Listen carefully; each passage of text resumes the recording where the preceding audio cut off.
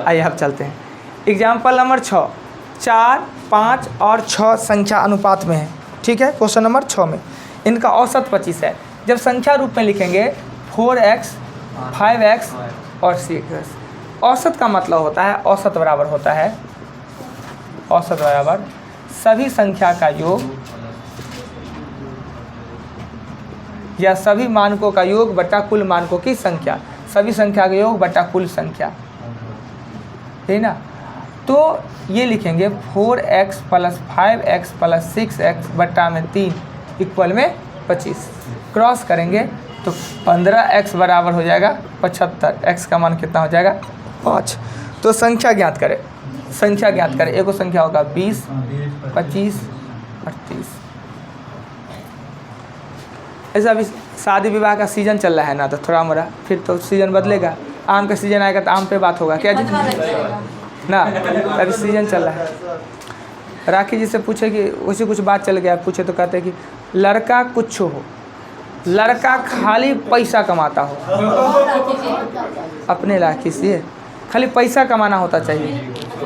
हाँ हाँ, आपके राखी, मेरे तरफ से नहीं आती है, मेरी राखी नहीं। तो राखी आप ही का हो सकते हैं, कोई लड़का तो नहीं कर सकता। राखी नाम से सबको एलर्जी है।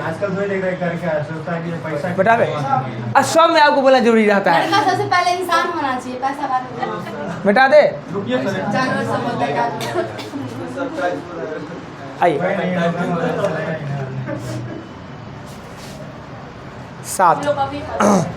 7 में कहता है दो संख्या का योग 22 है। संख्या का योग, संख्या का योग 22 है। इसके वर्गों का योग,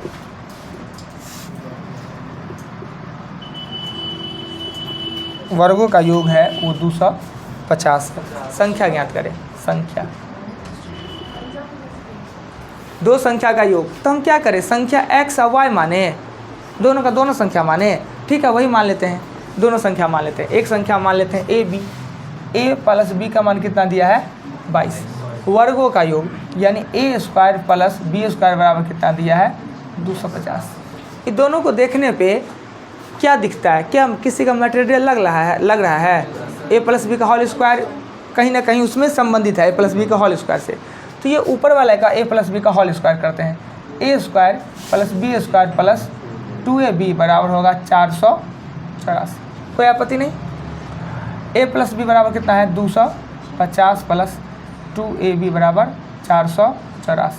इधर कर देंगे तो 2ab बराबर होगा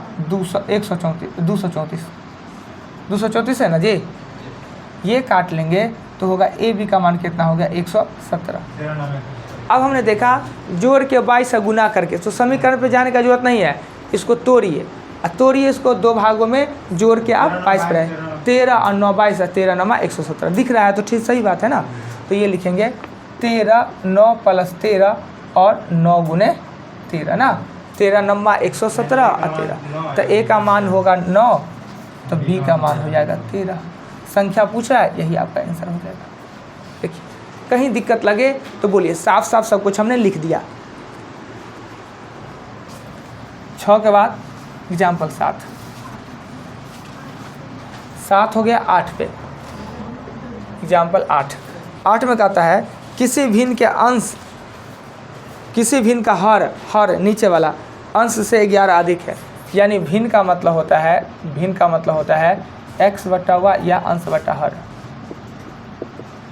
अंश बटा हर होता है। भिन्न का मतलब होता है अंश बटा हर, ऊपर का अंश नीचे को हर। ये हर है, नीचे वाला है, ऊपर वाला से 11 अधिक है। तो ऊपर वाला को अगर हम x लेते हैं तो नीचे वाला को x प्लस 11 में आपत्ति कोई। हर अंश से 11 अधिक है। फिर कहता है क्या इस भिन्न के अंश तथा हर प्रत्येक में 8 जोड़ दिया जाए, प्रत्येक में 8 जोड़ दिया जाए, प्रत्येक में 8 जोड़ दिया जाए तो ये 3/4 हो जाता है। तो मूल भिन्न क्या होगा, कहा हमने पहले भिन्न मांगा, दोनों में 8 जोड़ दिया, 3/4 है। क्रॉस करेंगे 4x प्लस 32 3x प्लस 29 57। इधर जाएंगे x और इधर ले जाएंगे तो इसको हो जाएगा कितना 25 है ना जी। अब भिन्न लिखेंगे तो भिन्न मेरा कितना है x और x प्लस 11 यानी 25/36 आपका आंसर। देखिए कोई भी प्रॉब्लम हो क्वेश्चन का क्वेश्चन देखिए किताब में, यहाँ पे हमने बताया, कुछ भी अंतर लगे तुरंत पूछिए, कहिए कहाँ से आया, क्यों आया, सब रीजन हमने बताया, हमने कैसे लिखा, जो कहता गया हम करते गए। आइए एग्जाम्पल चलते हैं 9 नंबर एग्जाम्पल में।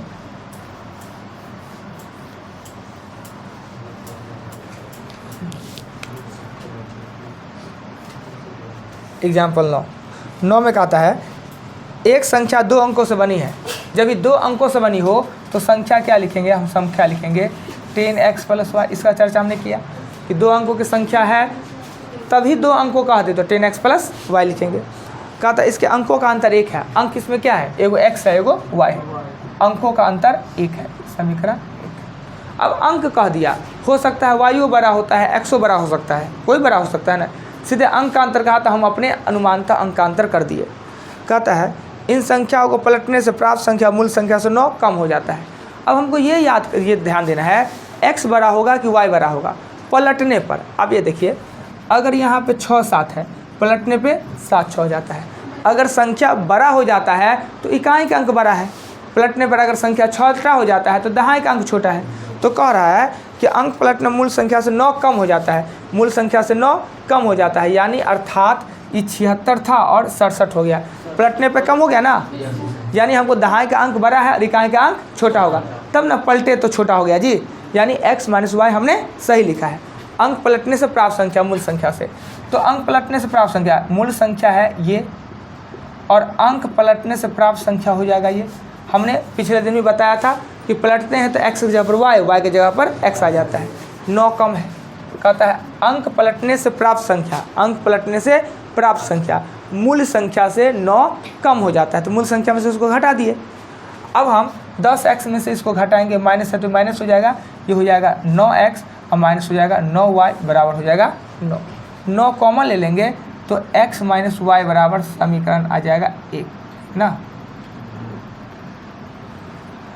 अभी दोनों समीकरण सेम हो गया, दोनों समीकरण सेम हो गया ना, तो इस पर एक ही समीकरण से 2 को अननोन पद नहीं निकाला जा सकता है। यहाँ हमें x भी पता नहीं है और y भी पता नहीं है, और ये भी समीकरण दोनों मिला के एक ही को समीकरण है। एक समीकरण से क्वेश्चन सॉल्व नहीं होगा, हमको चाहिए 2 समीकरण, और दोनों समीकरण समान हो गया, इसलिए लिखेंगे हम ज्ञात नहीं कर सकते हैं। क्या लिखेंगे, ज्ञात नहीं कर सकते हैं।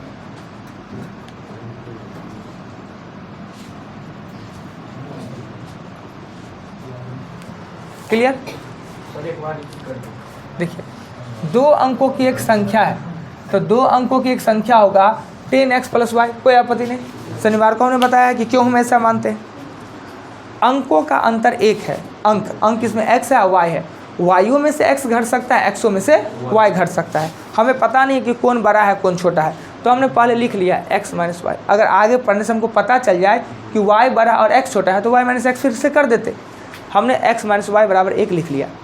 अंक पलटने से प्राप्त संख्या मूल संख्या से 9 कम हो जाता है। कम हो जाने का मतलब पहले था वो दहाई बड़ा था, इकाई छोटा था, अब कम हो गया तो हमने 67 76 करके दिखा दिया, यानी हमको पता चल गया कि दहाई का अंक बड़ा है और इकाई का अंक छोटा है। अंक पलटने से प्राप्त संख्या ये है, ये मूल संख्या से, मूल संख्या ये है, मूल संख्या से 9 कम हो जाता है, घटा के कर दिए 9, x का मान निकल गया, ज्ञात नहीं कर सकते, दोनों समीकरण सेम है।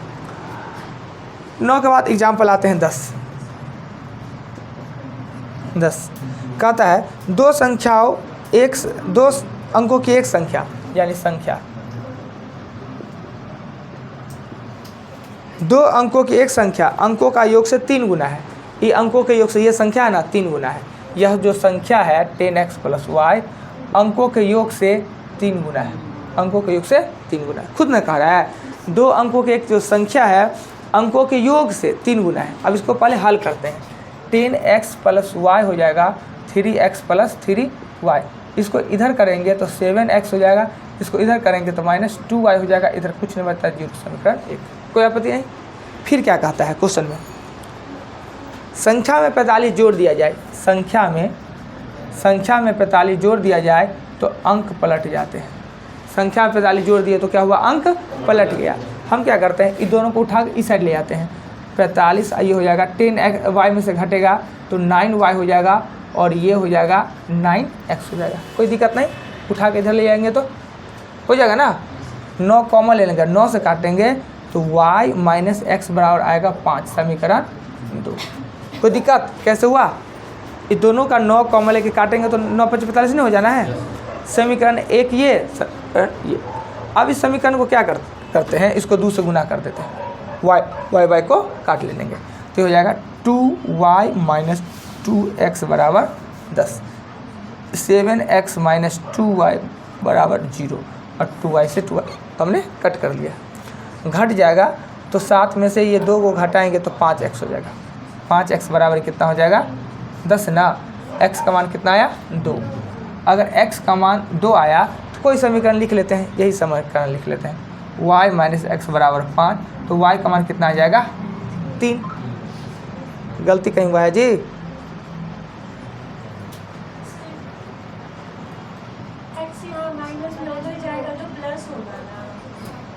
हाँ बात सही, 8 हो जाएगा ना, 5 2 7, 7 यही होगा 7। तो संख्या पूछ रहा है तो संख्या हो जाएगा आपको 27 ना। x के जबर 2 और y के जबर 7 देंगे तो 27, यही हमसे पूछ रहा था संख्या कितना होगा? 27। ये समीकरण सीखना आपके लिए अनिवार्य है। ऐसे ये क्वेश्चन इतना लंबा बना है ना, आगे चलिएगा ना तो ऑप्शन देख के भी बन सकता है, पर ये सीखना अनिवार्य है। हर क्वेश्चन ऑप्शन से नहीं बनेगा। अब अंकों का योग दे दिया, अंकों का 30% दे दिया तो फिर परेशानी हो जाएगा, इसलिए प्रोसेस सीखना जरूरी है ना। 2 4 को 5 को बनाइएगा, आ जाएगा। 10th में भी खूब बताया गया है। अब चलते हैं, एग्जाम्पल हो गया 10, पूरा क्वेश्चन पर चलते हैं। सबसे छोटा क्वेश्चन कितना दिखेगा? 2। मिटा दिया जाए? मिटा दिए, वीडियो में तो है ही।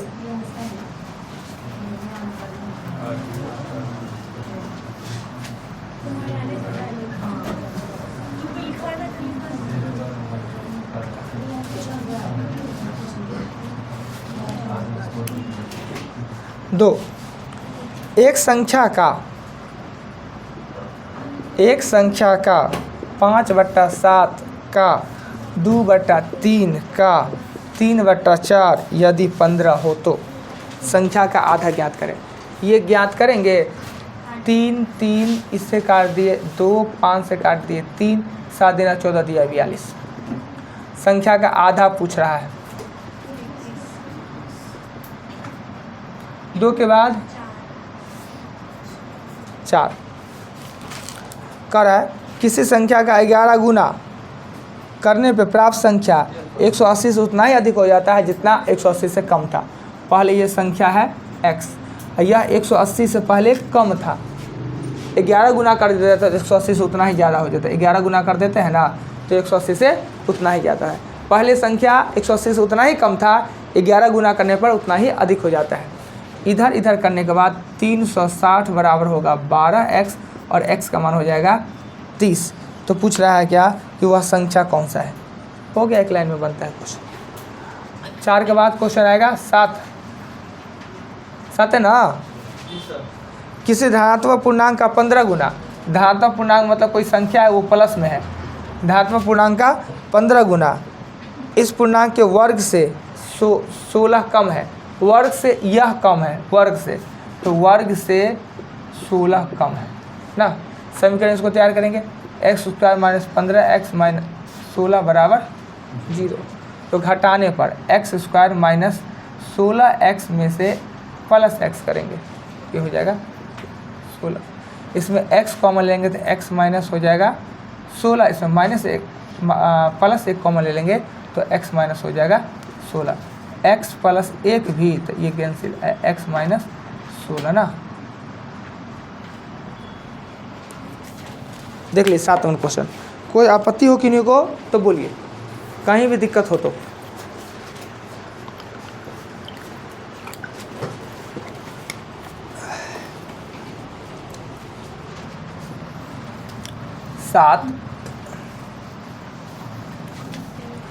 क्वेश्चन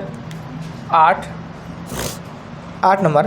किसी संख्या का 23 गुना अपने वर्ग के दुगुना से 63 अधिक है। 23 गुना है, 23 गुना वर्ग के दुगुना से 63 अधिक है, यानी 23 गुना है ना वो वर्ग के दुगुना से 63 अधिक है। अधिक है 23 गुना, इसलिए 23 गुना को हमने पहले लिखा। अब इसको एक वे सिस्टम में बैठाएंगे। कैसे? तो -2x² प्लस 23x माइनस 63 बराबर 0। माइनस कॉमन ले लेते हैं,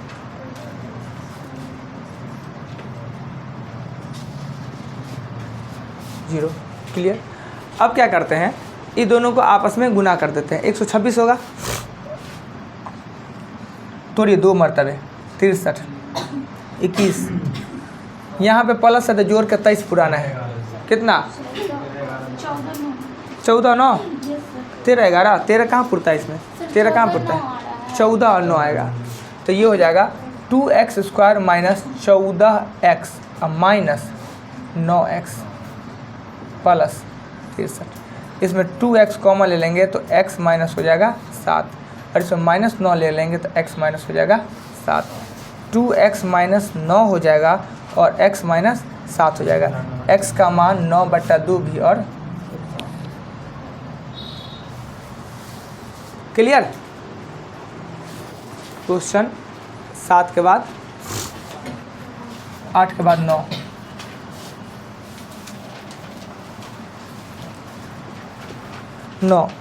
एक धनात्मक संख्या के वर्ग का दुगुना, धनात्मक संख्या यानी ये धनात्मक संख्या है, वर्ग का दूना संख्या के 11 गुने से किस अधिक है, संख्या के 11 गुने से किस अधिक। इतना हमने लिख दिया। अब आपको सॉल्व हो जाना है क्वेश्चन। क्या जी, दो समीकरण बताए नहीं, सही कोशिश कीजिएगा।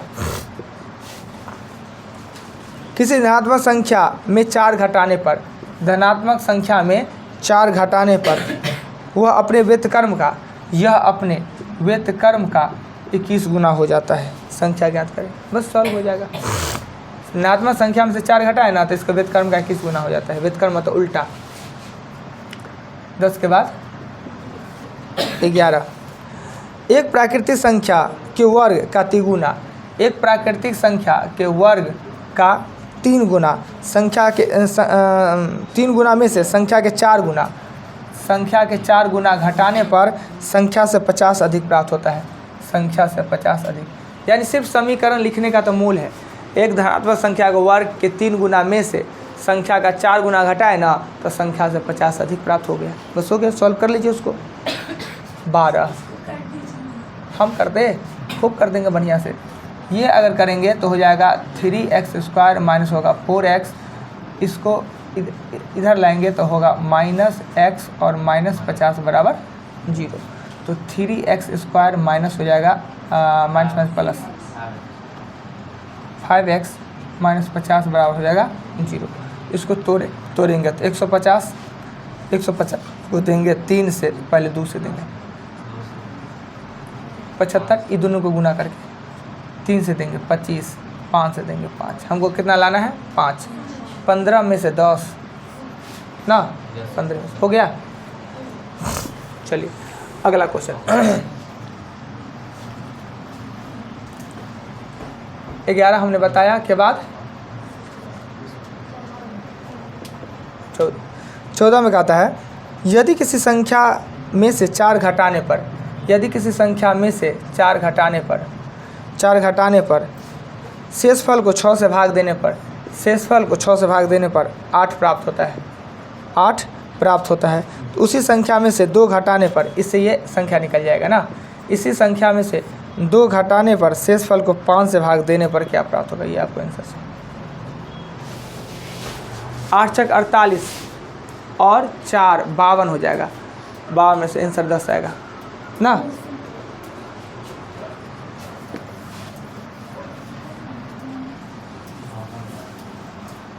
चौदह के आगे 17 में कहता है किसी धनात्मक पूर्णांक का 20 गुना, किसी धनात्मक पूर्णांक का 20 गुना इस पूर्णांक के वर्ग से 96 कम है, इस पूर्णांक के वर्ग से ये कम है, इस पूर्णांक के वर्ग से ये 20x है ना वो 96 कम है। कहता है किसी धनात्मक संख्या के 20 गुना जो है वर्ग से 96 कम है, यानी वर्ग ज़्यादा है और वो कम है। अब इसको सॉल्व करेंगे तो ऐसे x² माइनस 20x माइनस 96 बराबर 0। 96 को तोड़ेंगे, यहाँ पे माइनस है तो घटा के आना चाहिए 20, 2 से तोड़ेंगे तो 48 दूना 96, 2 से 24, 2 से 12, 2 से 6, 2 से 3, कितना हो जाएगा 16 14 14 14 25 14 17 नहीं होता है, अच्छे नहीं होता है, पूरा लेते हैं। कितना 4 और 24 ना, तो एक्स स्क्वायर माइनस 24x अब प्लस 4x 24 96 होता है ना, और माइनस चलिए 17 नंबर हो गया। अब 18 पूरा समीकरण नहीं है, 16 में कहता है यदि किसी संख्या का 2/3 किसी संख्या का 2/3 किसी संख्या का 2/3 में से 50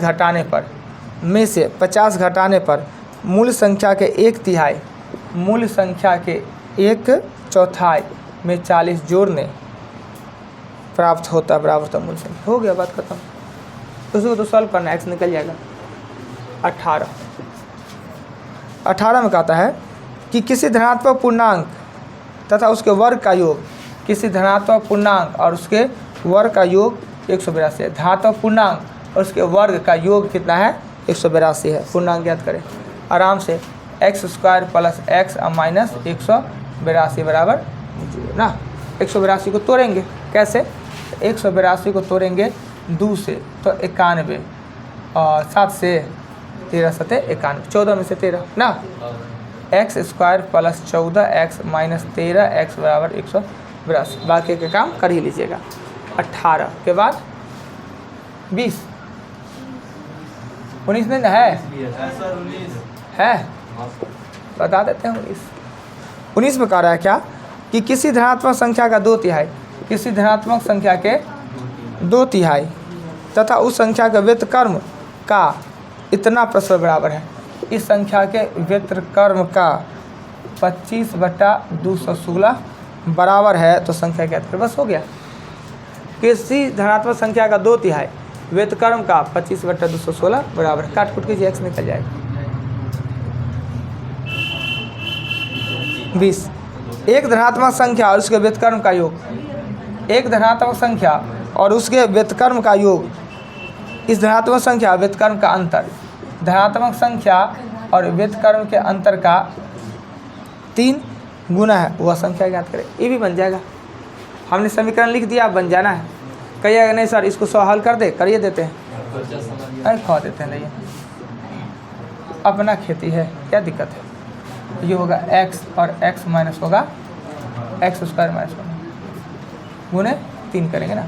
नीचे में बराबर काट दीजिए नीचे वाला को, और एक्स स्क्वायर प्लस 1 और 3x स्क्वायर माइनस 3। अब इधर उधर करो। चलिए 20 हो गया। कल टोटल एग्जाम्पल 40 तक क्वेश्चन। हौला लग रहा है जी? हम बताएंगे तो हौला लगेगा ही, खाली खुद बनाइएगा तो भारी लगेगा।